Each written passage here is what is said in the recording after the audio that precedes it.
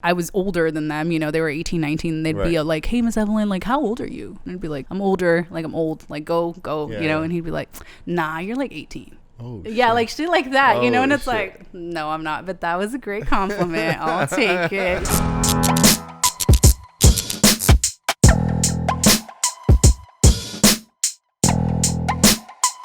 Yo, what's up, people? Welcome to Odix. It's your boy, David Picasso. Got a special guest with me. She goes by Eve. What's poppin', Eve? Hi. How are you? Good. How are you? Good. How's the drive here? It was good. I got a little lost, but we figured it out. What building were you in again? We were in 123, and we were supposed to be in 234. That's wild. This is a math issue there. Yeah, there was. It was like a 1 minute walk. We're like, never mind, but we made it. We're here. Was the GPS fall? What was going on? Yeah, for whatever reason, it kept saying that we were here, but it was like right in front of the building. Right. So that's when I was like, we're here, and it was like a crepe restaurant. I was like, okay, this is cool. But you made it. We made it. Here we are. Yeah, we're here. People can't see though, but you got the sickest kick. Can we talk about those kicks? Yeah. We can show them. Can we ask the producer bring me like one of the kicks real quick? Our assistants. Yeah, man. We got people in the background, man. The Jordan Retro ones are my favorite sneakers ever. Right. Yeah, I think that would be that works. I don't know if they can see it, but the Jordan Retro ones are my favorite sneakers ever. Ever? Like, yeah. So when I was in high school, I worked at the mall at this store called Against All Odds, which I don't know if you guys have ever heard of it. I had like back then, because I'm a little older, but they used to sell like the Rockaware, the LRG, and all that stuff. Right. So they would sell Jordans, and I remember the first pair I ever bought myself for the black and yellow. I think they're like old love, new loves. They're like retros. Right. And then from then on, it's like I wanted every single pair. But That's then now crazy. it's like insane to get freaking sneakers. Like I think now you gotta those set are alarms. Yeah, for sure. But then even if like the ones that come out now, it's like you need a plug or somebody that's gonna help you, because then we got a plug in the building, just so you know. Shout out to Sussel. He's the plug. He's so if you need to talk, I knew I was meant to be here. Exactly. Yeah. Are you a sneakerhead? I do. I love them. It's just I don't like the whole having to set an alarm and raffle or whatever it is that people do now, sneaker apps. I don't know. I think I got these on StockX. Okay. Which I mean, they're overpriced, but for sure. I really wanted them, so I was like, dope. Do you have any other sneakers there? Yeah, I have a couple pair of Yeezys because I like those just because they're easy, like to just like throw on. But most of my sneakers are ones, like retro ones. I have these, the black and yellow ones. I have a bunch of more of like the girlier type colors, just because I feel like it throws it off, and then because I'm a girl. But there's a couple ones. I wanted the new tie-dye ones that came out, but again, it's like hard. I wanted the 4s that came out, the off-white 4s. Right, it's hard, right? Yeah, it's like, and then now they're like $1 million. Like, what the heck? Damn. Yeah. How much do they retail just without, I think these retail 120, like 170. Damn, and you look them up online, it's like $300, $400. Yeah. That's crazy. So have you always been into Jordan shoes, or is it a Nike thing? It's a Nike thing, because I used to wear Air Forces too. I still have Air Forces. I feel like I just love it, and even like my running shoes are Nike shoes. I don't know. There's something about it. But then I have like the Yeezys, they're Adidas. But I love the retro one. I think that you can wear it with anything. You can dress it up. You can dress it down. Are you a Jordan fan? Do you watch basketball or something? My brother in the middle, he used to play basketball. So if there's a sport that we grew up kind of watching, it's basketball. But I'm not like super big on like, oh my gosh, the games. But I do know who he is, and I think he's amazing. So. Well, let's talk about your upbringing. You mentioned brothers, sisters. What's going on? So I'm the oldest. I have 2 little brothers. I have a brother. Actually, my family's kind of funny because we have like a huge gap in between. Okay. So it's me and then my brother in the middle. I'm 10 years older than, and then my baby brother who's about to enter high school. So I'm like 18 years older than the little one. Yeah. So I grew up in a very kind of traditional Mexican household. My parents were really strict. So it was kind of all of that. They're first generation, so they're straight from Mexico. Right. I had to grow up in this country where it was like, it's kind of like the Selena thing, when she's like, you got to be more Mexican than the Mexicans and more American than the Americans. But that's really what you got to be, and it was kind of hard and interesting because it's like you're growing up and going to high school and all these things that your parents didn't experience. And then they have all these rules, and everybody's like, what? Like if you live back home. Yeah, it's like, but I'm not in the rancho, but it's but you got to be home at this time. And it's like, Mom, that's when everything's happening. So did you have a curfew? Oh, yeah. Your upbringing? Forever. Like my curfew was till I left my house and I was like 24, Oh, wait, hold on a minute. Yeah. So you turn 18, you still have a curfew? Oh, yeah, curfew because I live there. Can I ask what the curfew looked like? Before I was 18, it was like 10 p.m. Something crazy like that. Yeah. And then I think after 18, it was like 12. It was always like, well, I'm just going to show up later and they're not going to know, But it was always like, no, this was a las 12, you can't. And this is my house, Grand granted, they were not going to kill me, but for whatever reason, we were scared, you know? It's like, I tell my mom now, why was I scared? It's not like you were going to kill me, but I was terrified. It's interesting how curfews are a thing. And then now my brothers, because they're boys, like curfews are not a thing, which is like. For them. Yeah. Okay. Which is interesting. It's like, oh, so where's he at? It's like the TikToks and the memes and all of that of like the brothers. And it's like, oh yeah, he can go out, but you got to stay in. And it's funny. It's fine to me, but. I feel like a lot of times the families are a little more difficult on the women. Oh yeah, you know yeah. I mean? Overprotective type of deal. Yeah, I get you. And as I got older, I understood it because it's kind of like they protect you because they're scared. When people are afraid of things, it's because they don't know. My parents didn't grow up here, you know, so obviously it's a natural thing to be scared of something they don't understand or know. So now that I've gotten older, it's like, oh, they just loved me. It's a love thing, you know? Right. What city did you grow up in? I grew up in Bloomington, California, so it's the IE. It's near Fontana, so those who know Fontana usually know Bloomington. And if you don't know Fontana or Bloomington, it's like Rancho, then Fontana, then Bloomington. And let me ask you were born here? Yeah, so I was born in Pomona. Okay. And then grew up in the Bloomington area, so I went to like elementary, middle school, high school, all of that in Bloomington. Yeah. How was your high school year? It was good. It was cool. I was kind of like a nerdier type girl. I definitely was like into my academics because my parents were very big on like, you know, you go to school to learn. I was very kind of like on the college path, did all the like advanced classes, AP classes. I basically had finished my senior year by the time I was a junior. Wow. Because I had started my high school career in kind of like when I was in 8th grade. So I was able to do that. But it's funny because now that I think back, it's like my parents didn't go to college. I was first generation. So they didn't really know how to guide me. You know, had I known, I think more, I probably, and especially now because I work in education, I probably would have done so much more with like my higher education or just career wise. I ended up going to college and kind of failed a little bit at that because it was like such a big change for me. You know, I was kind of in a bubble with my parents not letting me do just about nothing, you know, and then I go to like this big bad world of like the university and I was like, this is terrifying. Like I had like severe anxiety and why it was just scary. Well, talk to me. Like I had like social anxiety, you know what I mean? Like you go from being in high school where you see people every single day, people that you know, and then you get thrown into like a new place and then expectations are different, you know. Professors are kind of just like, nobody's gonna hold your hand, like get it done. And it's like, what the heck, why am I in a room that looks like a movie theater? Like this professor doesn't even know who I am directly. And it just was such a weird shock for me. Like the transition was interesting and I remember I struggled and I knew what I wanted to do with my academics because I'm a communications major and kind of have a background in journalism and writing and all that stuff. So I knew that I wanted to do that, but then I was also kind of shy because I grew up very sheltered, so that kind of didn't help, you know. When everybody's like partying and doing all these things in college, I was like, no, I'm scared, you know. So you never went to parties? I did. I went to a couple. I had friends that like lived on campus and it was like this whole thing where they knew the frat people, you know, so I did the whole party thing, but it never to the extent that like the movies show you know what I mean? Like I wasn't doing that. There wasn't a car in the pool. No, at least not when I was there. No, I did experience to some extent some of it, you know, and even dating for me was kind of like hard because it was like my parents didn't allow me to date. So I think I had this like kind of fear that I couldn't do it. Granted, if I wanted to, I probably could have and should have. I was like afraid to disappoint them. So I had like a little boyfriend in high school, but that was just kind of like what it was. Never more than that because I wasn't allowed to present him to the family. Or like, I mean, my mom now says like, you should have done it. It's like, oh, right, I should have done it. So many rules. Yeah, but I just feel like I thought it was pointless. You know, it was kind of like, I'm a kid. Like I kind of just knew like I'm young. Like I don't even know what this is going to be. Why even make it bigger?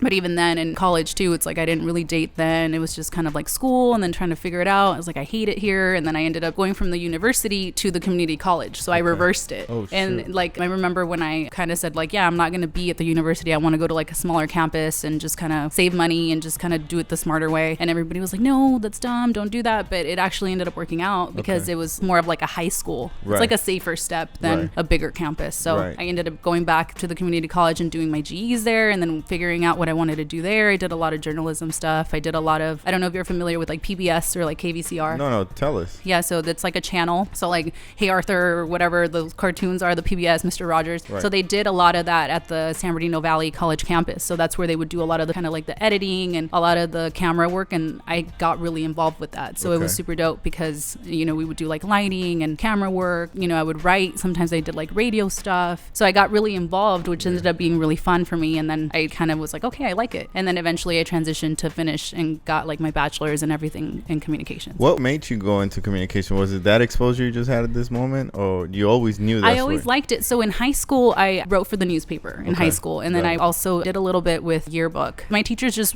they knew that I was kind of okay, I guess, at creative writing. So when it came down to doing things like that, they kind of would give me these roles, and then I eventually just was something that I did. And then I had a teacher that was like, I think you should really do it. And it's funny because when I first started it, it was like, you should be a weather girl. And I was like, yeah, I think I should be a weather girl, and that was kind of like the initial dream, right, to kind of get into like newscasting. And then I actually have an experience where like I had my journalism background and all that stuff, and then I ended up getting like an interview here in Burbank, and it was for a Spanish channel, and I show up and they hit me up, and I was younger, and I'm there and I'm like super nervous, right? And the guy's like interviewing me, but then I think what threw me off was that it was like a line of women like just like around the corner. And then I realized that especially in like newscasting, there's a little bit of this like sexist type of thing, that it just felt like that, and I was like, I don't like it. I didn't like the kind of competition that they were creating between me and like just all the women in line, and it's like they were all beautiful, and it was just kind of like more like, oh, who's gonna be the hottest one that's gonna be in here talking? I don't know, it threw off the interview. I just wasn't digging the vibes, and it was just kind of like, I don't think I want to do this, like this is creepy. But it taught me a lesson, and then I realized, hey, I think I want to go through another avenue, which is when I started doing the KVCR stuff and the channel stuff, and I got really good at like the video editing and the sound editing, and so I did like the teleprompter stuff, the producing stuff. So I've had a little bit of like a background in all of that, which was cool, because then towards the end I got to like play with like me even being like a host of like a little show on there. So it just really cool. This was a long time ago, but it was fun. So for people that don't know you, because obviously we met through social media, right? I noticed you do a lot of poetry. What inspires you to do so much poetry? And it's funny because it's poetry, I guess, but I don't even know if my writing has a genre sometimes, because it just started like I used to do creative writing back when I had like a MySpace. It was like, I think the post that we used to do, and it was like, I don't even know, like dashboard type of post, and I used to write on there. It started more kind of like journaling, and then when I moved out to LA, I was for the first time ever like living alone, and it was like doing all this stuff, and then I opened up a WordPress, which was like, for you to blog on. For sure. And then I started to just write on there.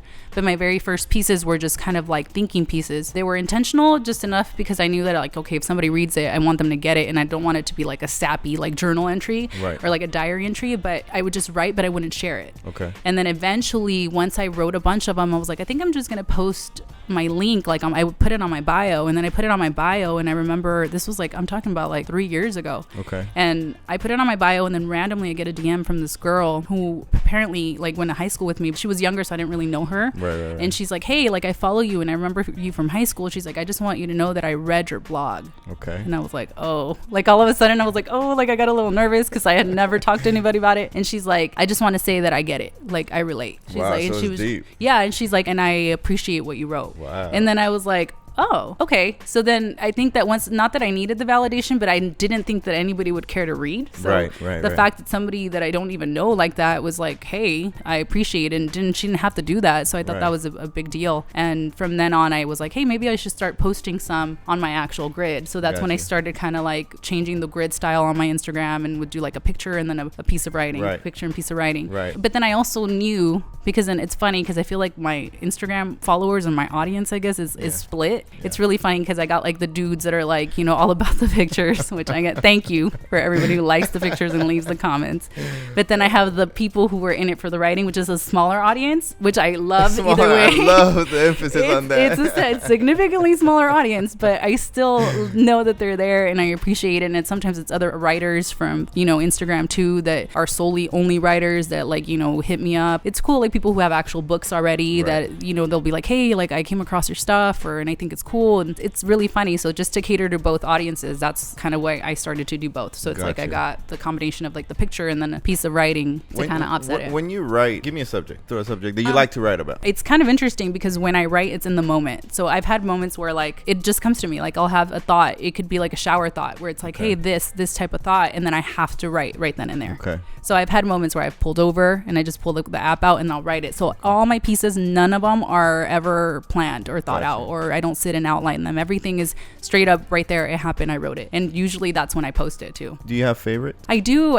It's crazy because I didn't realize how many I have written. I have like, I think almost close to 400 now. Yeah. And I didn't even realize that until recently. Actually, the pandemic was what kind of made me kind of start digging into it, because now I'm working from home. Right. So I had a little bit more time. And then I was like, I have this kind of like idea and like a vision where I want to do like little books, like little volume sessions. Got you. But I was like so nervous to kind of like print them and see them in person, like in my hands. So I was like super apprehensive, but I ended up printing like my first, I think it was my first like 200, because I figured my book's not going to be that big. You know, I just want like a little table book, like with some of my first poetries. But I ended up printing a bunch of them. And then I just was like such a weird experience, because I can tell you where I wrote all of them, and I can tell you what they're all about, and I can tell you who inspired it and why and where. And it's like really weird. I remember like cut them up, and I was like sitting in my place and just like started reading through a couple of them and just like got legit emotional. And I was like, oh my gosh. Because then it's like you can see my growth through the writing. Right. And just like my first pieces to like my most recent ones are completely different, but you can tell like where I started and why, what inspired that, and how I grew out of that. Got you. Which is super dope. For me, it was like, oh my gosh. Give me one we can talk about that you can. Yeah, well, I feel like I would have to like pull it up and see it just to kind of give you more context. I recently wrote one about like meeting people. It's not the most recent, but it was the one previous to the most recent. That's okay. Yeah. And that one is, I talked about how important it is to cherish every person that comes into your life, just experience in general, because every person is a lesson. Whether they're in your life for a second, 2 years, 5,000 years, it doesn't matter. It's, you have to be able to view people as lessons. So that's been a big thing for me throughout my writing, that I cherish every single lesson that I learn, just because I don't want to relive anything again, especially if it's like awful, you know? So I'm making sure that I'm grateful and ensuring that I learn what I need to learn, because life is nothing but an experience, you know, and you have to make sure that as things come your way, you have to understand why.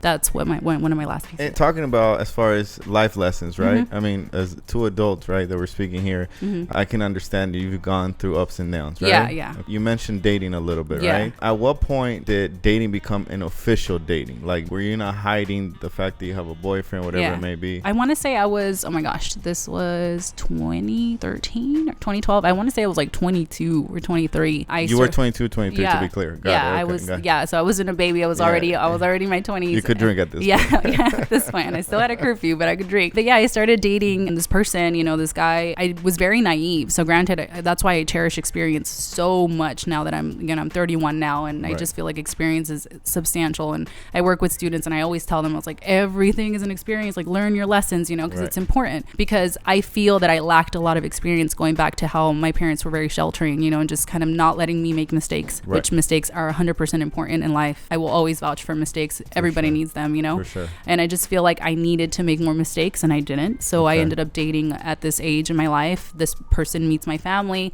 I didn't know any better, you know, so I ended up kind of throwing the love card, the love whatever on that, and thought that I was in love. And I ended up married to this person. So, you know, my parents are super strict. So, you know, did the whole thing, you know, dad walks down the aisle with me, all of the 9, you know.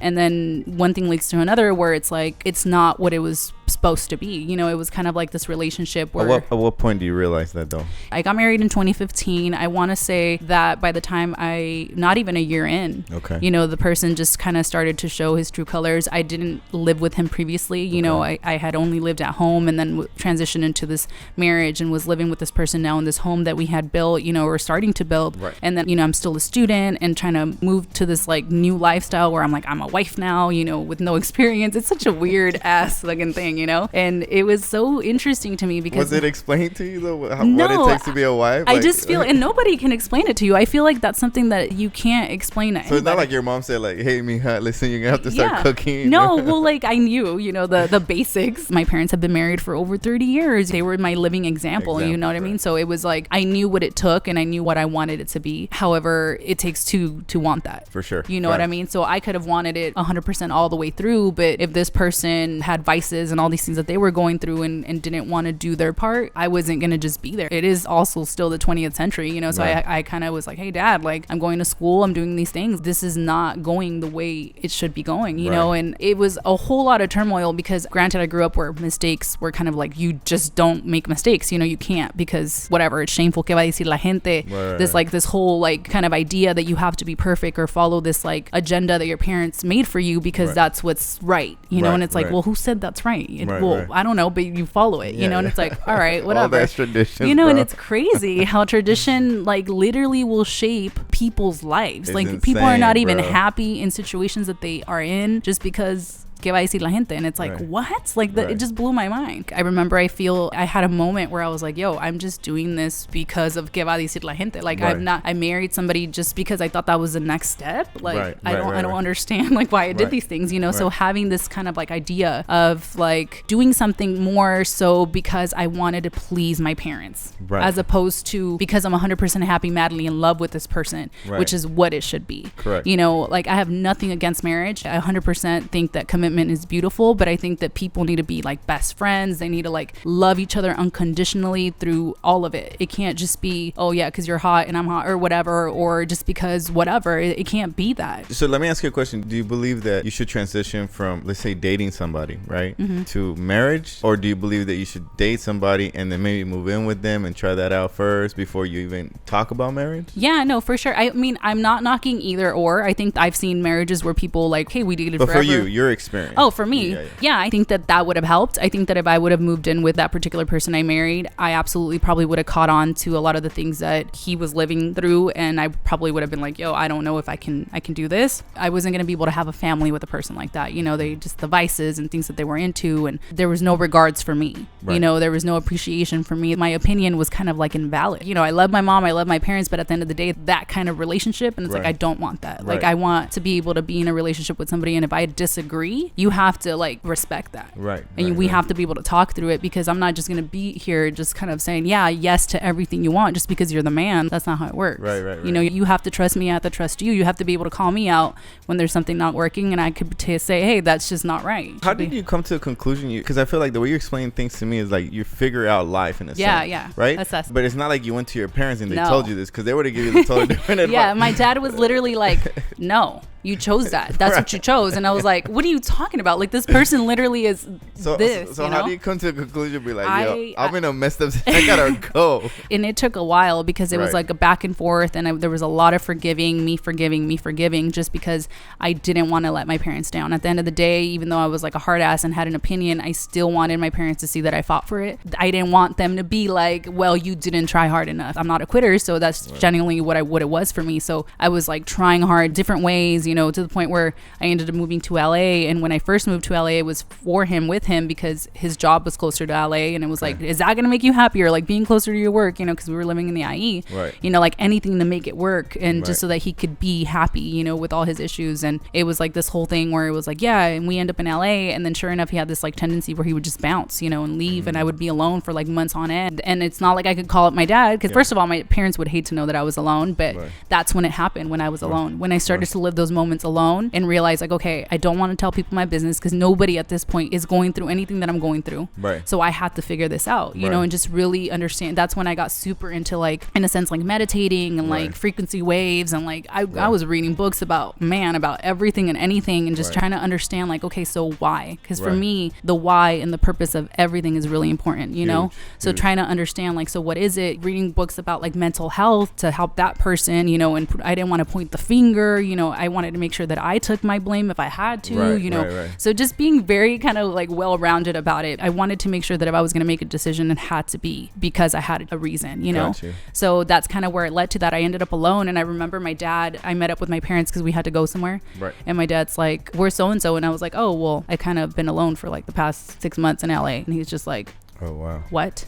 And I was like, yeah. I mean, I've been talking to you about this problem for how many years now? Like you don't. How many years now we're talking about? Like, we got married in 2015. We started going through this like crazy stuff 2016. So we moved to LA 2017, and then that's when I kind of ended up alone again. But like I seriously would end up alone like every 6 months. So he would come back for 6 months, leave for 6 months, kind of do whatever the fuck he wanted. How long did this last? It lasted for a while. Which is what? 4 I years, want to say that, man, 2017 was when he left for 6 months again. He comes back. When he comes back, I had a whole new place. Like I ended up leaving that place. So I was going to get to that. My parents were like, well, then come home. When they realized that I was alone, I was like, no. because I realized that me going back home, regardless of my age, I was gonna have curfews, and at this point I was like, I am not going backwards. That's not negotiable. Hold on, it's not gonna work. Dude, my mental health, I'll figure this out. My freedom. Or my freedom. Hold on, you know. I had to kind of figure it out, and that's when I told my parents, like, no, I'm gonna live here. I'm going to school. I'm fine. Thankfully, I had a good job. You know, I worked for schools, and I was working for schools all over the San Gabriel Valley. I had a couple schools out in LA that I would go and visit and kind of do my thing for. I was fine, you know, and I was like, I got it. Like, it's cool. I just really felt like my solution was I need to break from all of it. I need to be really, really independent, and I wanted to show my parents more than anything that I could do it without a guy, without a man, and without their help. Because I knew that that's the only thing. The only way I was going to be able to break away from my parents' idea and kind of like old school ways was they had to respect me. Got you. You know what I mean? So I wanted to gain the respect, and the only way I was going to do that was to show them. Did you have like a best friend or somebody to guide you through my only person that I would talk to and call a lot was my cousin Letty, who she lives in Arizona. So her, because she knew my life and she knew this person, so it was like the one person that I can go to. And I had this one coworker. She's a badass and I love her. I look up to her. She's a little older than me, but I see her as a big sister. So she's like an assistant principal for one of the schools, and she would see me kind of go through these motions, and she would pull me in her office and she's like, okay, so what's happening,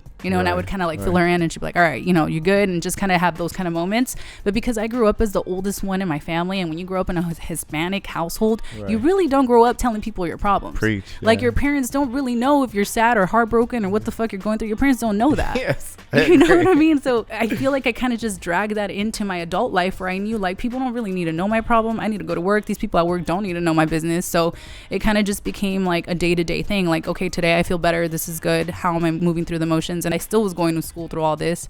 I still, you know, was working and kind of, you know, managing my life that way. And then eventually I end up moving over to, because I live in East LA now, so like kind of like City Terrace area. I found like a little spot there that it was like perfect, because it's like a little house, and it was like, you know, 1 bedroom. And it's funny because then I even became a cat lady through that, because I'm like, okay, I'm alone. I need some sort of companion. And then my landlord at the time was like, you can't have dogs. And I was like, damn, because I had a dog at my dad's house. So she's like, but you can get a cat. And I was like, oh, shit, like I've never had a cat. So I figured it out. And my only idea of cats was like, they're scary. You know what I mean? Like cats are, there's a reason why people associate, like, say, you know, cats are like females and like dogs are more like the dudes, because cats are unpredictable. Dogs are super predictable. You'll figure out all dogs are the same. They're lovable, whatever, the company, whatever dog, you know, whatever, all that stuff.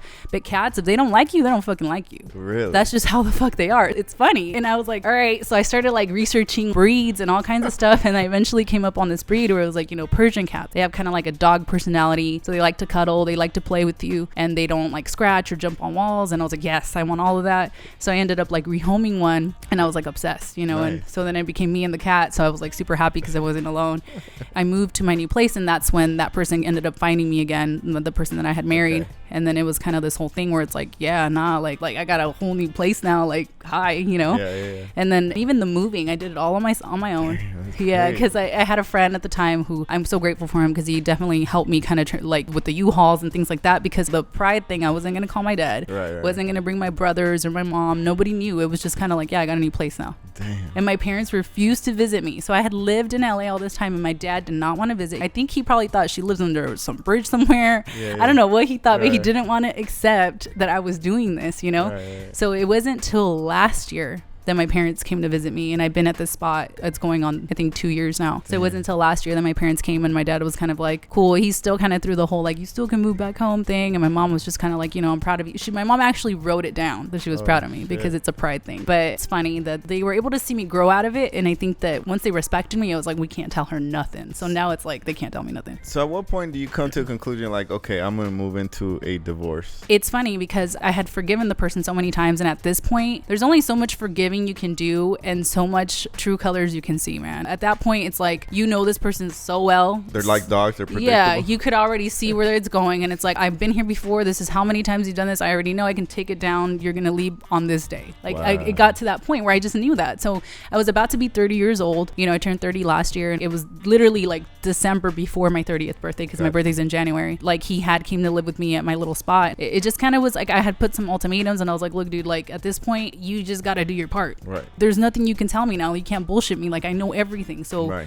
just do your piece, you know? Right. Just kind of turned into this whole thing. It's something transpired where I was like, man, I don't know if I can keep going at it. And then my 30th birthday kept kind of ticking in the back of my head. And I was like, do I really want to drag this into my 30s? Like, I've done this all my 20s, you know? Right. And then my coworker, the assistant principal I'm telling you about, she's so dope. We have a moment where she's like, hey, let's go out for drinks. And I was like, yeah, let's go out for drinks. So this is that December. We go out for drinks. She's probably going to hate me that I'm telling this story.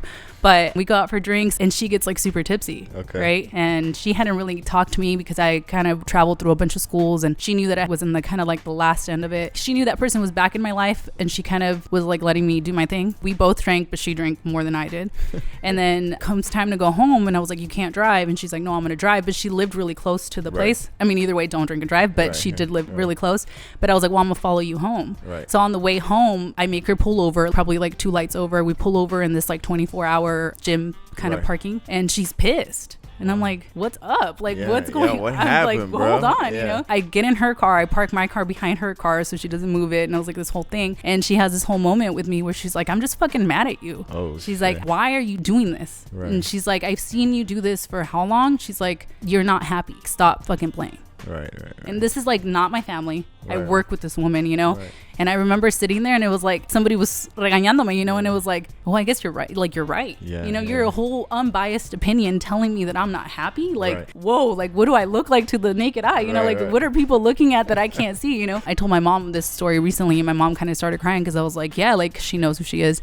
And she's like, I was like, yeah, Sarai like sat with me, like literally talked to me about this randomly. You know, she got drunk and just was like pissed. And I ended up taking her home and it was this whole thing. But she just kind of told me like, I just feel like you can do better. I feel like you deserve better. I feel like you know you deserve better. So you should just fucking do it. I think we should shout her out. Yeah, Sarai. Sarai, what's up? Yeah, she's dope. I'm going to call you though. I need some advice, girl. She's so dope. I love her. You know, she's just an amazing woman. She's Mexican, first generation too. You know, the oldest in her family. And she's an assistant principal for a school and she's just boss. She's a fucking boss. I respected that so much. So that kind of inspired me. So then I think he did like some bullshit and I was like, you know what? He dropped the cup. He's like, I'm done. This is it. And I was like, you know what? I think I think we should just move forward with it. And I had already started the divorce either way. Previously, the paperwork was already like on the end. I didn't want anything. It was like a clean thing. I was like, I don't want anything of his. I just want my stuff. Want my last name back. That's it. So it moved forward. So by the time my birthday rolled around in January, it was like I was basically divorced. By 30, you were single? Yeah, for the most part. Yeah, I was divorced. So talk to me about the terrible dating. Well, actually, to be quite honest, because I would be lying to you if I said that I didn't start dating in between because we were split and I had started the divorce numerous times. Right. So within my kind of breaks of the divorce, I dated. I had dated before my 30th birthday. It was nice because I was able to experience like dating, just kind of like just dating, you know, like going on dates. My first kind of like person that I started dating in LA, he was like in the bar scene, you know, so that was super dope because it was like, come to the bar, I'm here, like bar hopping, or just it kind of like I got to experience fucking just living, you know, and doing things that my parents never allowed me. It's called freedom. Yeah, normalness. Yeah. Normal shit that people do, you know. So that was dope, and that was nice. It didn't kind of move forward because I just didn't think it was fair for him to live through all the stuff I was living through. So I kind of did what I had to do with that, and was like, look, I need to finish this before we do that or anything serious. And you know, he's dating somebody else, and he's happy for him. He helped me when I needed, and I needed. And it's again experience. You know, everybody comes into your life to teach you something. Yeah, to teach you something. Sure. And he definitely helped me a lot with just like self-love and like showing me that like, yo, like it's okay to have fun with the person you're dating. It should be important to have fun. These people should be your best friends. You should be able to talk about anything and just like all of that stuff. So I was able to see that through another lens. Nice. And that was dope. And then since then, like just dating's been hilarious because it's LA, you know, so it's funny. It's just so funny. First of all, how does a man get to you, bro? Let's talk about why. How does a man get to you? What do you mean why? Because I want to know. You want me to tell them? Yes. I'm not going to tell you. What do you mean? Well, I mean, like in what way? Like for example, you live in LA, right? Yeah. I mean, I live in LA, so I walk the streets, I go to restaurants. I like to walk a lot, so that's what I do, right? Yeah. So if I'm gonna meet a person, I can easily meet him while I'm walking or at a restaurant, that kind of stuff. How does it work for you? I think for me, because I don't have a lot of like people in LA that I kind of go out with. I have one friend who he lives out here, and then the girls, when they come out, they come from Riverside, and we kind of do the bar hopping. So I've met people out and about. So I've met people at like bars, and then I've met people through apps, which is that's fucking funny. And then I've met people through like even Instagram, like social media. You know, people hit you up and it's like, hey, you're this and that. But it's just, LA in general, regardless of where you fucking meet people, I feel like everybody just has like a weird ass agenda. And then there's so many beautiful people, there's so many beautiful women. So for me, I just feel like everybody's just checking off a list and just kind of swiping left and right and just like, oh, she's hot, she's not, whatever. It's very much a game. There's nothing serious about it. I don't think I've ever met anybody in LA that literally is like, oh yeah, I want a serious relationship. Everybody's just very much about like friends with benefits, or yeah, like, you know, we're just hanging out. And it's just such a weird thing to me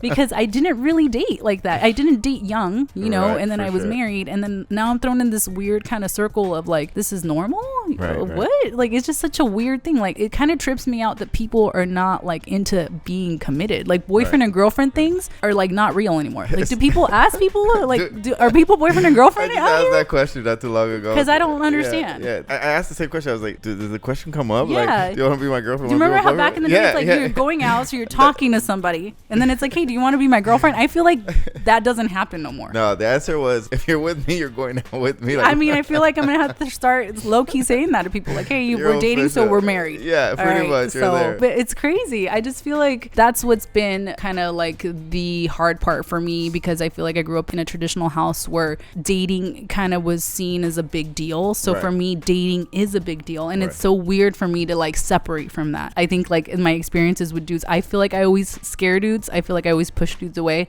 But my philosophy is like, you know, if they're scared, it's because they're not supposed to be there. But that's just me. How do you scare them, bro? Just because I have a strong personality, I have an opinion, and if I don't agree, or if I have something to say, I'm gonna say it, you know. And it's very much kind of like, so what is this? Like, I'm not scared to ask it, you know. I'm not scared to be like, yo, so what's going on? And it's like always like, it's like you ask them the hardest question on earth, like, what do you mean, what is this? It's like, yeah, so what the fuck are we? Because this is weird. Do I continue dating other people? I'm confused, like, I'm stressed. Is it an open relationship? What's up? Is it an entanglement? What the fuck is this shit? You know, I love it. I need to understand, you know, because it's just weird. And I'm just very big on the why and understanding. And if I don't understand something, I'm gonna fucking ask. The dudes that I've had like little run-ins with, the dates with, like, I feel like they start off like super in it, like they like me, and then I think that once they realize like, okay, this girl is more of like the serious relationship type of girl, it's like, all right, so what's going on? Like, the vibe switches. And to me, it's like, if you can't keep up with the vibe you were fucking rocking with last week, don't talk to me. No, consistency is key. Who the fuck are you now? So it's like weird. I feel like I'm always real. I always keep it real, and I'm always the same person from the second people meet me till whether we're dating or not. And I just don't like the way guys kind of move nowadays with that. Have you ran into like the one that pretend to,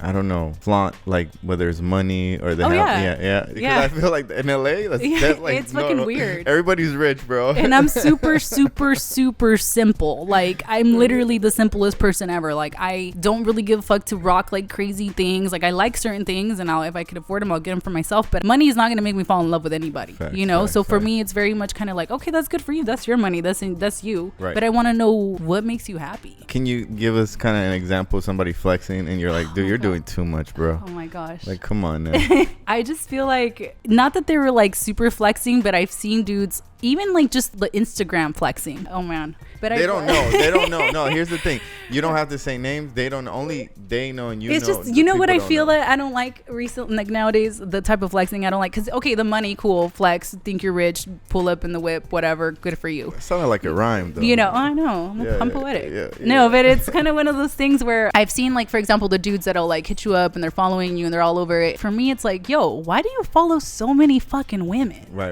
Like, okay, you're trying to get at me, you're talking to me, but you literally follow like 3 million women. Like, how do you expect me not to have any thoughts about that? Let's question that real quick. And I had somebody be like, well, it's nothing. I had some guy be like, Instagram's like a magazine. And I kind of was like, oh, it kind of fucking is. But it was like, so? So you just fucking subscribe to random shit? Like, this is weird as fuck to me. You can't be out here talking to me and me thinking that you're taking me serious and have some regards for me, but yet all these women have the same access to you that I have access to you. Like, to me, exclusivity, or just like the idea that not so many people can have the same access, I like that shit. Of course, There's something very attractive about that, especially from a man, because I think it's very simple for men to just follow all these women, and there's a bunch of beautiful women all over, you know, social media, and then it just kind of becomes a thing. It's like, you really mean to tell me that you've not DM'd any of these? Right. Like, you know, you tried the same DM that you tried on me. Yeah, like you want me to believe that shit? Okay, make me believe that shit. Right. You know what I mean? Then that's when usually it's like, all right, I'm just not gonna talk to this girl. That's what they run. Usually when I see some wild shit like that, I feel like you're right. LA is very big on like, oh, it's because I'm an actor or like I'm this, you know, and they try to like impress you with their titles or whatever business they're running, and it's like, well, that's dope, but like, what else? You ask me questions like, what's your mom like? I don't know, you know, tell me something. Like, so with this dating thing, how does dating work though? Like, as far as like, have you subscribed to any apps? Yeah. So, oh my gosh, when I first started the dating thing, my coworker, I had this coworker, she's hilarious. She was like, dude, you should get on Tinder. This was like 3 years ago. I'm not on Tinder now. Do not think I'm on Tinder. She's on Tinder. No, bro. I'm not on Tinder. She's lying. No, not on Tinder. That's how I'm here, because you found me on Tinder. No, I'm just kidding. I hit her up on Tinder. I said, pull up to Odex, bro, real quick.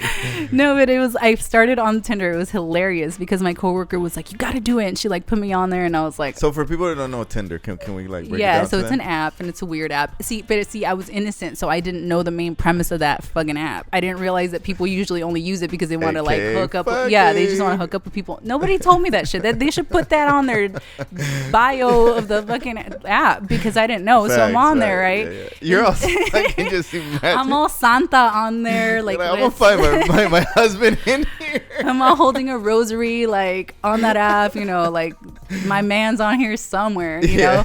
It was a good experience because, to be honest, like this was a while back, I did meet like 1 or 2 people that I met up with that were like legit cool people. That it was like super cool. That it was like, yeah, let's go on like on a real date. Like, oh, for sure, you know. It didn't end up working out, so it kind of was what it was. It transpired to how it did. Because for me, it's like a vibe thing. Like if I am not vibing with the energy, I don't care how fine you are, I don't care how tall you are, I don't care how much money you have. Like if I'm not vibing with you, it's not gonna work for me, because I'm not gonna fake who I am, and it's like really difficult for me to fake who I am. I don't want to do that. It's uncomfortable. Right. I want to be able to be myself, and you should be yourself. And why are you being weird? You know. Right. So it's just be you. So Tinder was the first one, and it was so funny. So Tinder, you swipe left, you swipe right.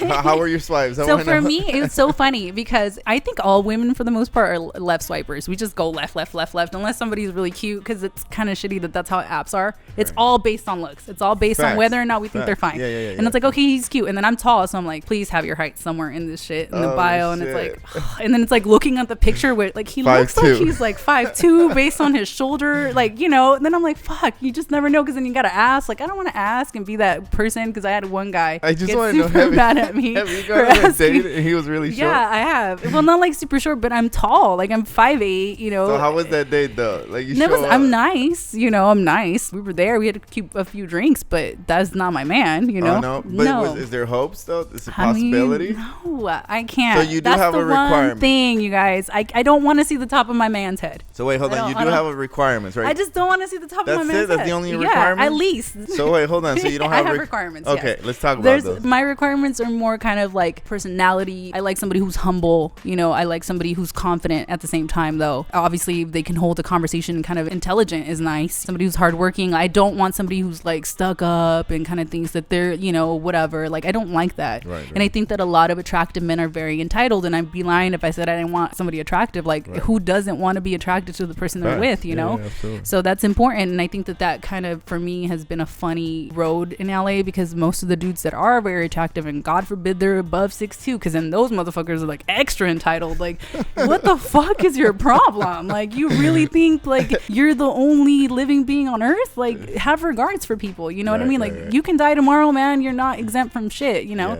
But that's literally how they act. And I think that it's really interesting how dating even becomes that. And for me, as like a taller girl, and then there's dudes that like, I think, stereotype certain girls too. It's like, oh, she looks a certain way, or she has followers on Instagram, or she does this, so she must be like this, you know? So then they immediately treat you a certain way, and it's like, yo, get to know the girl. That's like my PSA for this podcast. Get to know the girl. Like, that's important. Like, just fucking ask her shit. Women like for men to ask them questions in court and have regards. Like, I feel like that's been lost too. I think a lot of dudes now are used to women hitting them up. Whoever made that shit a trend, please let me know, because I need to know who made that shit a trend, because it should not be a trend. I don't care if I'm old school or outdated. I work for schools, and I tell the young girls at my schools all the time, you better not be fucking hitting anybody up. Like, you wait for them to hit you up. That's how you know they like you at the end of the day. Like, friends that are girls, we talk about it. Even if we're dying to talk to the dude, and for whatever rule that the guy has, that it's like, oh, well, I'm not gonna, they don't text the girl, whatever. It's so fucking annoying, you know? Or it's like, we post a story and it's like, dude, he didn't look at my shit, or he looked at my shit but he didn't text me, and it's like, fuck, this is such a weird weird concept that I hate so much. I know. Do you guys go through that?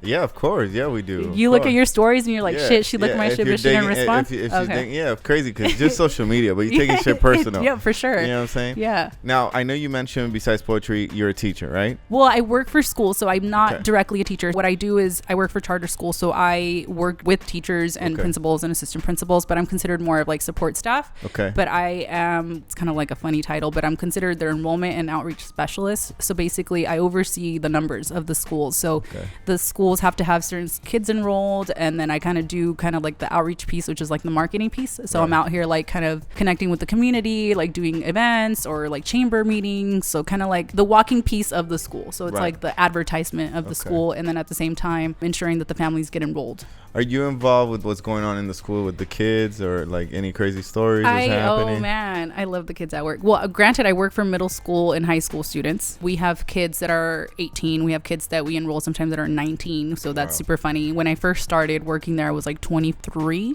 or so. Okay. So I used to be like the registrar, which is like the person in the front. So that was really funny, because then I used to have kids that I'll just be like, you know, I would work the graduations and stuff like that. And they'd be like, hey, Miss Evelyn, like. They know you. Yeah, they know me. Okay, they know you. Okay. Yeah, they know who I am. Okay. And they would be like, hey, Miss Evelyn, like, I'm 18 now. Like, oh, that's nice. Wait, did they hit it on you? Oh, wait, talk about that. Hold on. I've had a little bit of that happen, and it's hilarious, where the kids are just like, I'm 18 now, or like, you can call me now, and it's like, I'm not gonna do that, but thanks. You know, I have to dress a certain way at work too. It's kind of like I have like a whole part of my closet where it's something but sweaters that like reach my knees, because it's like they do not need to know I have body parts, because they're kids, boys, you know. It's just funny. But it's been a good experience. What has been the smoothest kid? He's coming up to you and just like, you know, he's hitting on you, he's flirting or trying to flirt with you at least. Oh, okay. I was older than them, you know. They were 18, 19, and they'd be like, hey, Miss Evelyn, like, how old are you? And I'd be like, I'm older, like, I'm old, like, go, you know. And he'd be like,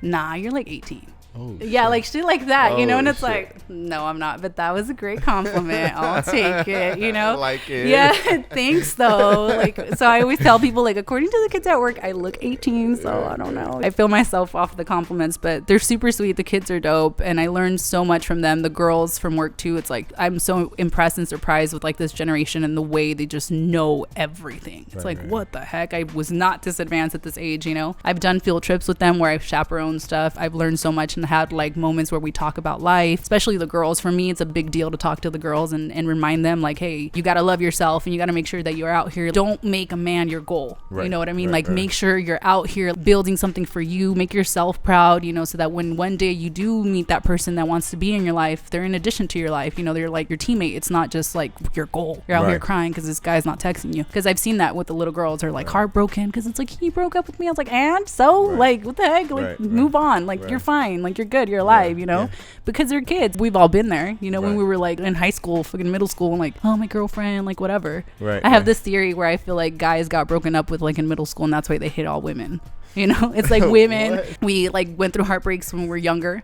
And then we kind of learn and we're like, whatever, we're still hopeful for like the next dude, right? Because I see this in the little girls, like, okay, but like maybe this next guy. I've seen the boys that like get heartbroken, they're like devastated. And I just feel like, I'm like, damn, he's going to hate women forever. Like and I feel like that's what happens for men. I don't know, maybe you're a guy, so I don't know.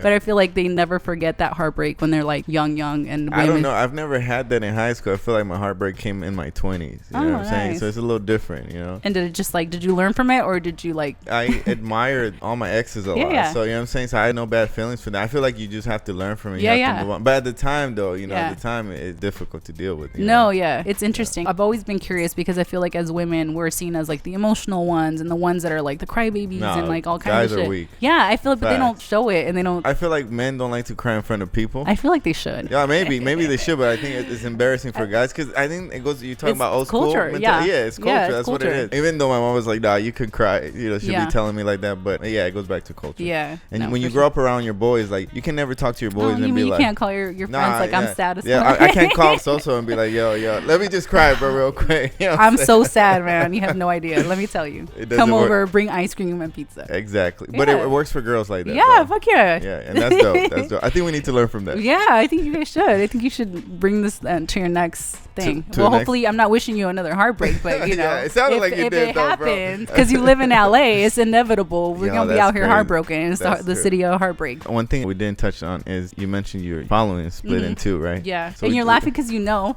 because you've seen it, obviously. I noticed that shit. With the poetry, obviously, we talked about. Yeah. So let's talk about the other pictures. Yeah. So how does that work? Which is really funny because I feel like my pictures are super PG. Like I'm not showing anything. No, I don't think you are. But it's really interesting because I feel like the love that I get on it is, you would think I was like naked sometimes, the way these people come at it, and just even the comments, the wild DMs that sometimes I get is like, Jesus, dude, I've gotten like dick pictures in my DMs. Well, I feel like every girl gets that though. At least that's what I hear. Okay. That every girl gets. I mean, that. I don't know, but for me, it was usually kind of like those. Do you reply? No, what the fuck? I block it. But I've seen it because it's like request DMs, and sometimes it's like people who are legit, like for example, like, hey, let's do this, let's collab or whatever. So I'll open it. Wait, hold on a second. Those people. No. Oh, I look at the DMs just because I know sometimes it's opportunities to do dope shit, you know. So I open it and it's like a dick, and it's like, really, like that's your approach? I don't understand how they think like, that's how they're gonna get anyone. What in my Instagram possessed you to say, yo, she wants to see this? Right. Like what? Right. I want to know now. Facts. Like for the sake of someone, please DM her. For the sake of research, like what made you believe that I want to see it? What has been some of the cool DMs though? Oh man, like they catch your eye. Yeah, I've had people like share their poetry with me, and they'll like full on send me dope stuff. Like, yo, this is my stuff. Oh, you know what's been a cool one, a recent one that I actually told one of my friends about, that I've had men also say, yo, you inspire me. Which for me, being a woman, I thought was very interesting because I'm a girl, and to have a man say, hey, I'm inspired by what you're writing. And I recently have a lot of people say, like, we really like how natural you just are, like as a woman, and just like how free you are. It's like, I guess they can see my mind and also my physical at the same time on my Instagram. So I think that the fact that they get it and they tell me, I think is so dope that you see that and then you grasp that. So I've had a couple of dudes just straight up be like, I'm inspired by you, I think you're dope, just wanted to tell you that. Facts. That's nothing dope, crazy, no dick undertones anywhere. It's just, you know, just that. So well, I would hope so. I would hope so. Let's go back a little bit. Let's pretend for a second you can talk to yourself when you were 18 or younger. Man. What would you tell yourself? I would tell myself to love myself. I wish the self-love movement would have started when I was like a kid. I think I would have been so geeked on it. I think it's so beautiful that it's a trend now that people are just like self-love and motivation and empowerment, and who cares what your body looks like, and like all that stuff that's like trending right now. I think that that is something that I wish I can go back and tell myself, like, yo, don't matter what people say. One of my mantras and one of my big things that I live by now is I'm better than no one, but no one's better than me. Gotcha. And I think that that's such a humbling kind of statement that is empowering as well.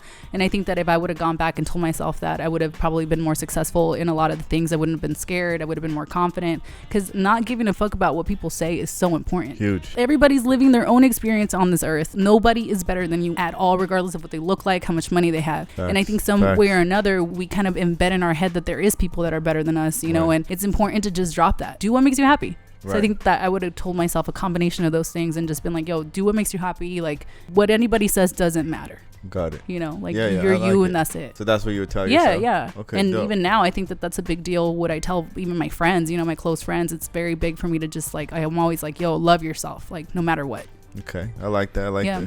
Is there any plans of doing any sort of business from your social media or anything like that? Yeah, so I think for me, one of the ones that I kind of keep putting off that I know I need to do is going to be the books. I want to do like little kind of poetry books, kind of put together like volumes. I just need to kind of actually sit and do it. I think there's a part of me that's afraid of like putting it out there like that, because it's very vulnerable. I think for me, it's my mind, it's my thoughts, it's my opinion. So it's kind of seen as like my baby, you know? So it's like, ooh, you know, and I know how the world is, because I've also gotten mean comments, you know, just like everybody else. Like haters out there. People in the DMs like, oh, you're fat, or you're this, or whatever people want to say, or so, you know, that's also normal and common. It doesn't faze me. Good. But I also know that I don't know how ready I am to put like my heart and soul out like that and it be scrutinized. I think I'm so scared of that. But I know that that's my next piece. I'm currently working on myself to make sure I want to be super happy to the point where I release it. Dope. But that's my next piece, a book, hopefully a few, because now I have so many pieces. I've been asked if I wanted to do a calendar, so that's kind of like in the works books because it's a little weird for me to kind of, again, because I work for schools, so I try to keep things kind of I think it'll be great for students to pull up for this autograph. You know what I mean? Like my homework, like their agenda. How do the students call you? Miss Evelyn. Miss Evelyn. Miss Evelyn. No, I would be so embarrassed. I've actually have students that have found me on Instagram. Oh shit. I recently had one student that DM'd me. He's like an adult now. He graduated and he's like a family. But it's like, okay, hi, it's good to know that you're doing great. It's just kind of like awkward, you know? One thing that I do have in mind where I've been asked about like merch and kind of calendars and things like that. So I just have to sit and really see where I want to go with it. Got it. I think you should definitely do the book though. I feel like talking to you for the last hour or so, I can experience you have a lot of knowledge, a lot of life experiences. Yeah, so thank you. I think if you put that out there, people are gonna like it. Like I know I would read it, so that's pretty dope, man. Thank you. So you got to put it out there. Yeah. Is there any shout outs you want to give? Oh my gosh, I don't know. Well, shout out to the people who read my stuff and who follow me. You know, I get a lot of sweet compliments and funny DMs and things like that. So thanks for everybody who do support me. That's a big deal for me. Any last words? I want to say thank you. Thank you for bringing me on. It was fun. Your place is dope. Your drink's dope. For sure. Well, you're welcome. Thanks to everybody that's tuning in. We appreciate you coming through. Make sure you subscribe. Make sure you follow us on Instagram. Follow her. The tags will be on there. Don't send me dick pics, please. Please don't do that. Like always, man. Just thank you, man. Yeah. Shout out. Peace. We out. Bye.